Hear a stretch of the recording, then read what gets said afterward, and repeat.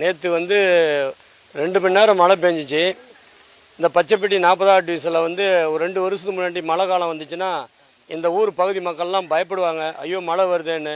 அந்த ஏன் பயப்படுறாங்கன்னா, எல்லாம் காவாயெல்லாம் உடஞ்சி ஏரியாலாம் ஆக்கிரம் பண்ணதுனால அது உடஞ்சி வரும்போது எல்லா வீடும் பாதிக்கப்படும்.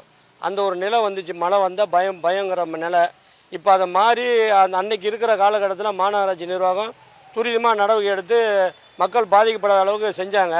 இப்போ 2 வருஷம் கழித்து இந்த நேற்று பேஞ்ச மழை 2 மணி நேரம், அதாவது பேய் மழைன்னு சொல்லுவாங்க, அப்படியே மட்டும் மழை.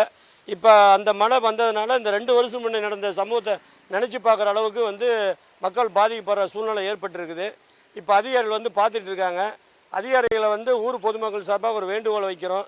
அங்கங்கே அடைச்சி கிடக்கிற அந்த கால்வாயெல்லாம் உடைச்சி துரிதமாக நடவடிக்கை எடுத்து தண்ணி எவ்வளோ பேஞ்சாலும் மழை காலங்களில் மக்கள் பாதிக்கப்படாத அளவுக்கு அரசாங்கம் நடவடிக்கை எடுத்தால் மிகவும் சந்தோஷமாக இருக்கும்.